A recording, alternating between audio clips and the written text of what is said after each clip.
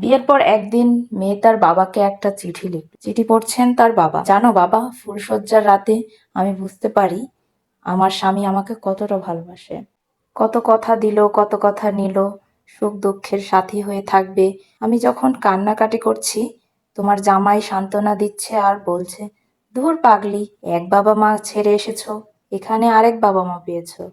আমি আছি তো, তোমার দেবর আছে, ননদ আছে। তুমি দেখো, কান্না করার সময়ই পাবে না। আমি জানি বাবা, তুমি আমার চিঠি পড়ে অনেক খুশি হচ্ছ। তবে বাবা, আমি তোমাকে চিঠিটা লিখেছি অন্য একটা কারণে।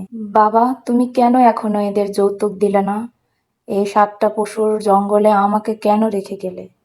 বিয়ের পরের দিন সকাল হতে না হতে শাশুড়ি মা তোমাদের দুজনকে গালি দিচ্ছে বিচ্ছিরি ভাষায়। আমি তোমার জামাইকে জিজ্ঞাসা করলে বলে তোর জন্য মায়ের সাথে আমি ঝগড়া করব। ও হ্যাঁ, তার পরদিন শাশুড়ি প্রথমবারের মতো আমার গালে থাপ্পড় মারে। আচ্ছা বাবা, বলো তো, তুমি কি আমায় কখনো মেরেছো? মা কি আমায় কখনো মেরেছে? যখন তোমার জামাই বাড়ি ফিরলো, তখন তাকে এই কথা জানানোর পরে সে আমাকে একটা গালি দিয়ে বলল, তুই কি চাস এখন, তোর জন্য আমি আমার মাকে মারি? তোর বাবা মা যৌতুক দিয়ে দিলেই তো হয়, তাহলেই তো সব ঝামেলা মিটে যায়। মেয়েটির বাবা মা চিঠি হাতে নিয়ে কাঁদছে। একমাত্র মেয়ে তার, রূপ দেখেই তারা নিয়ে গেল। আর এখন যৌতুকের জন্য নাকি মেয়েটাকে মারধর করছে। মেয়েটার জন্য পরাণটা ফেটে যাচ্ছে। 1 মাস পর আরেকটি চিঠি আসলো। লেখা ছিল, কতদূর কি করলে বাবা, আমি তো আর মায়ের সহ্য করতে পারছি না। শ্বশুর নোংরা নোংরা কথা বলে, শাশুড়ি যখন তখন গায়ে হাত দিচ্ছে, সারাদিন তাদের জন্য ভালো মন্দ রান্না করায়, কিন্তু আমাকে কিছুই খেতে দেয় না। বাবা, ও বাবা, তুমি যখন যৌতুকের টাকা নিয়ে আসবে, তখন একটা বড় ইলিশ মাছ নিয়ে এসো, গরুর গোশত নিয়ে এসো। এসব এখানে আমি রান্না করি, কিন্তু খেতে দেয় না। বলে তোর বাপকে কিনে আনতে বল, তারপর খাবি। ও বাবা, বাবা, কবে আসবে? কতদিন তোমাদের দেখি না। বাবা, আসার সময় যৌতুকের টাকাটা আনতে ভুলো না কিন্তু। মেয়েটির বাবা মা আজও চিঠি ধরে কাঁদছে। 2 দিন পরে আরেকটি চিঠি এলো। বাবা, তুমি জানো, আজকে 6 জন মিলে আমাকে মেরেছে। আমি 2 দিন উঠানে পড়ে আছি, কেউ ডাকেনি। তোমার জামাই বেল্ট দিয়ে মেরেছে, নাকে ঘুষি দিয়েছে, রক্ত জমে গেছে, দম নিতে কষ্ট হচ্ছে।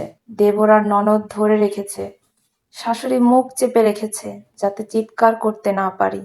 আর তোমাদের জামাই চোখ বন্ধ করে শুধু মেরেছে। এখন আর আমার গলা দিয়ে শব্দ বের হয় না, বুকের ভেতর চাপা ছাই জমে গেছে। হাতের থেকে মাইরে বেশি খাই।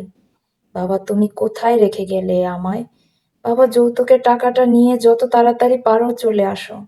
20 দিন পরে আরো একটি চিঠি এলো। বাবা, হয় যৌতুকের টাকা নিয়ে এসো, নইলে এখান থেকে আমাকে নিয়ে যাও। আমি আর মায়ের সহ্য করতে পারছি না, সারা গায়ে রক্ত জমে গেছে।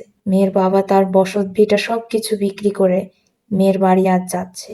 মেয়ের জন্য ইলিশ মাছ, তরি তরকারি, মাংস সবকিছু নিয়ে হাস্যোজ্জ্বল চোখ মুখে মেয়ের শ্বশুর বাড়ি যাচ্ছে। যৌতুকের টাকাটা নিয়ে বাবা উপস্থিত হলো মেয়ের দরজার সামনে। অনেক দিন পরে মেয়েটাকে দেখবে, আজ তার খুশি আকাশচুম্বী। মেয়ের ঘরের দরজা ধাক্কা দিয়েই দেখে কোলে পিঠে করে বড় করা আদরের মামুনি আজ দড়িতে ঝুলছে। এই 7টা পশু মিলে তার মেয়ের জীবনটা একেবারে শেষ করে দিয়েছে। আমাদের বিবেক আজ কোথায়?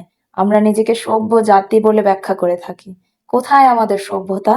ধিক্কার জানাই সেই সমস্ত কুলাঙ্গারকে যারা এই সভ্যতার যুগে এসেও যৌতুকের মতো একটা নির্লজ্জ কাজের জন্য নিজের স্ত্রীর উপরে অন্যায় অবিচার করে।